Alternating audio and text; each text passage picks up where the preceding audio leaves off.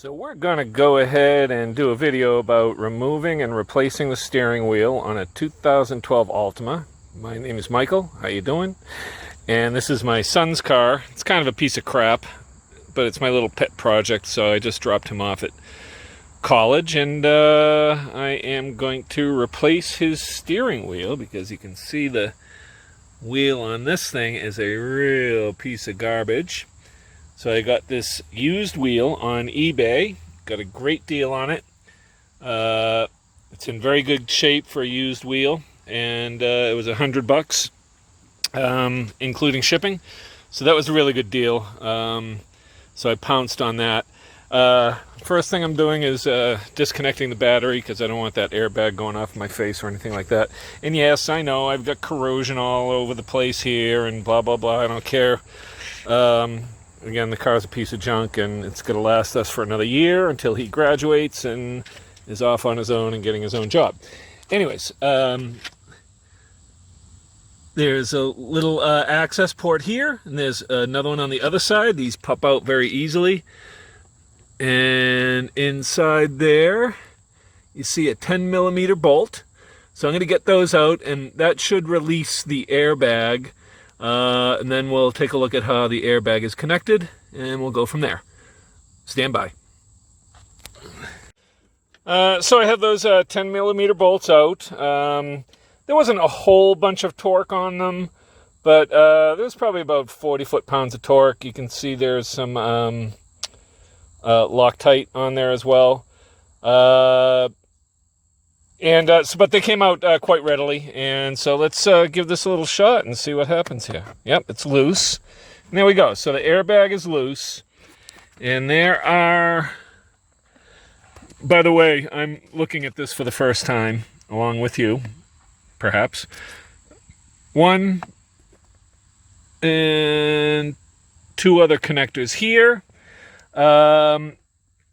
And so I am going to figure out how to disconnect those without tearing any wiring out. And I'll be back in a few minutes. Okay, bye. So here's a classic case of don't force it, look at it and figure it out.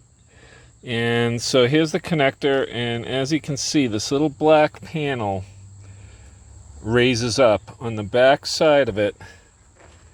You'll see there's a little detent. Now I'm doing this with my cell phone, so you're going to have to forgive the camera work. But I want to be able to point this out to you and hold my phone and the piece in place somehow. There we go. So there's a little detent right here. You'll see it. And you pop that, and this little black panel raises up, and it unlocks the retaining clips on this, and it comes out very easily. So I'll show you on this one if I can do it without upsetting the apple cart here.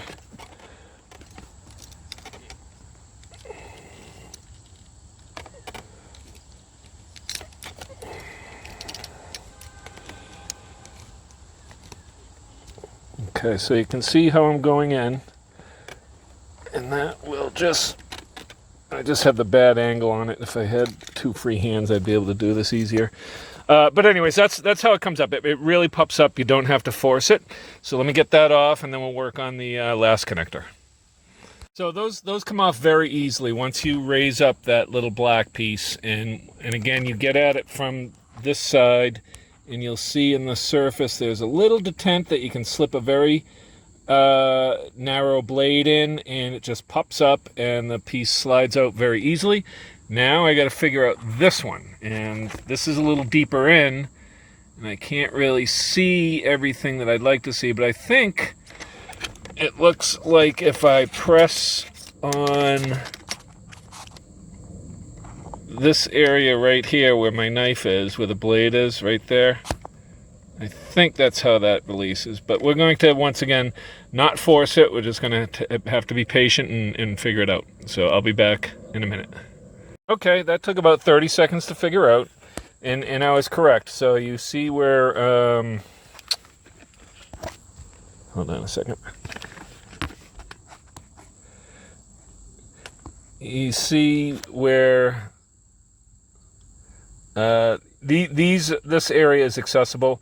So you push in on that, and it presses down on this retaining button here and allows you to pull the plug out. Plug came out very easily, and actually, because once again I only had, I don't have 3 hands, I used the screwdriver to push down on this area, and I sort of gently tugged on the whole airbag, and the plug came right out.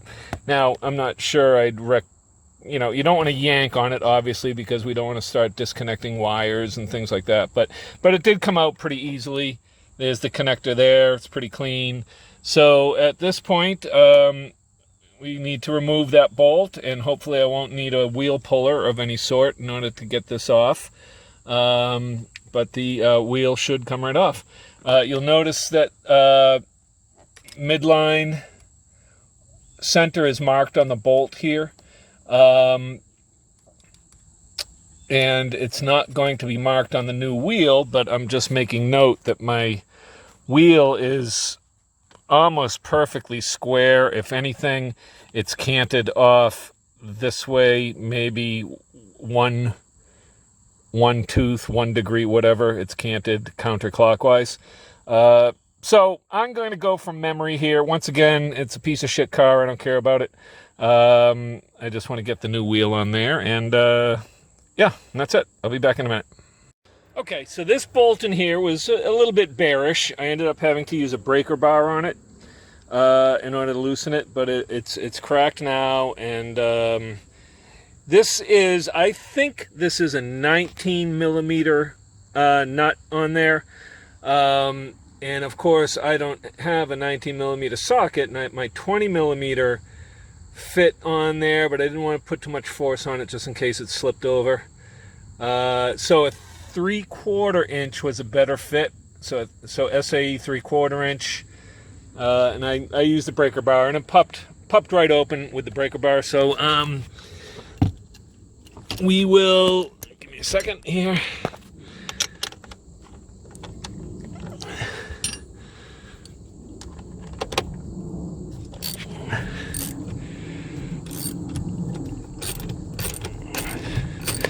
Yeah, all right, so now it's loose. So I can do that by hand. Uno momento. Let me pick up my phone again. I really need to get a GoPro.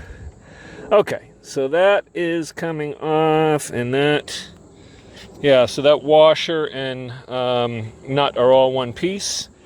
So, once again, hopefully we won't need to use a wheel puller on here. If I have any luck, it'll be like when I had to replace my whole blinker mechanism on that, and I took the wheel off, and it came off quite readily. So, why don't we give it a little try while I get the camera going? Nope, it's not going to cooperate, so this is going to take a little work. I'll be back. It came off easier than I thought it would. What I did is I just sat in the car, and I sort of shaked very violently on the wheel on the top, and then I shaked very violently on the bottom, and it popped right off. And so there we have it. So at this point, I just put the new one on, put it all back together, and we'll make sure everything works. Okay, so stand by. Just a quick afterthought. I didn't notice this little retaining clip on the existing wheel. Not a big deal, just be aware of that. So the new wheel is in place. I haven't bolted it on yet. I just wanted you to make note of the 2 marks. There's a mark on the wheel, and there's a mark on the center bolt right there, the steering column bolt as well. And I've got those lined up, and once again, you can see that the wheel is just a skosh that way, just like the original wheel was.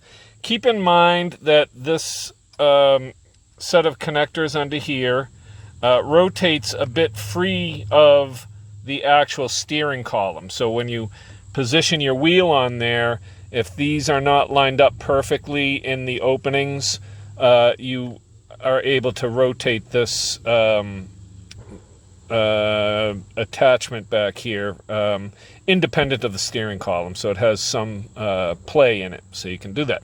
Anyway, so I'm going to get everything connected and bolted back together, reconnect the battery, make sure everything works, and we'll be good to go here.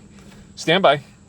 Might as well show you as I reconnect these things. Counterintuitively, they kind of position upside down a little bit. Oh God, I can't get this shot. I'm sorry guys, but so this just slides into place. Again, it looks like it's upside down, but that's the way it goes in. And once you have it in, you just lock it down by seating that black locking mechanism. But you got to make sure that the piece is all the way in. You got to make sure the piece is all the way in first and seated.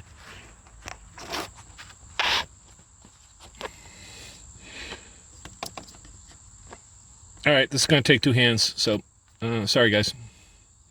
So both of those are in, literally 30 seconds between when I shut the camera off. And yeah, and you can see that these black retaining clips are now flush once again. All right, so that's all locked in. This is where those 10mm bolts go in. So I just have to line this up and put it in, and we'll connect the battery and make sure everything works. And once again, there's the bolt hole right there. So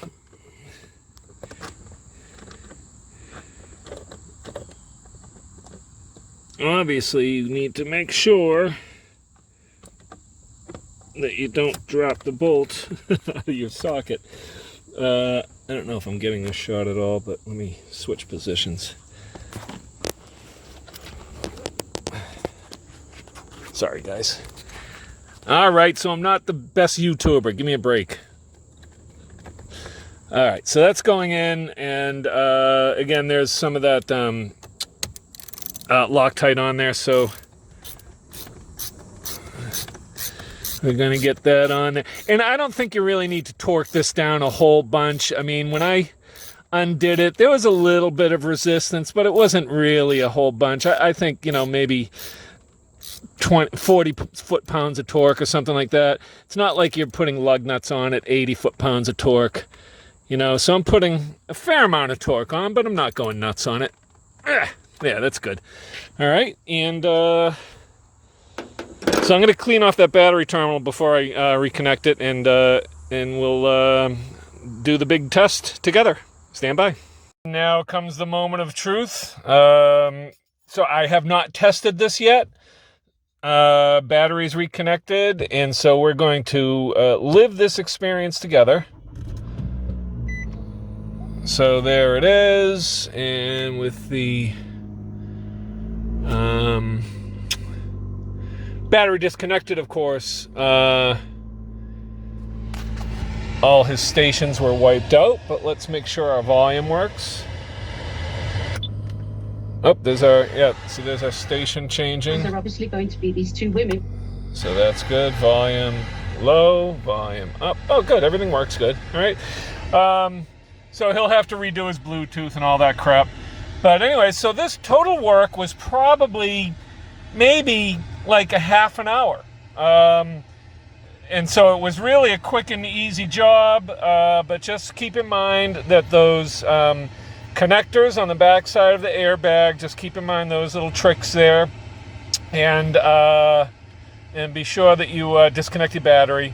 And so the last test is to go run this into a wall, see if the airbag deploys. Anyways, until next time, that's my YouTube. See you, bye.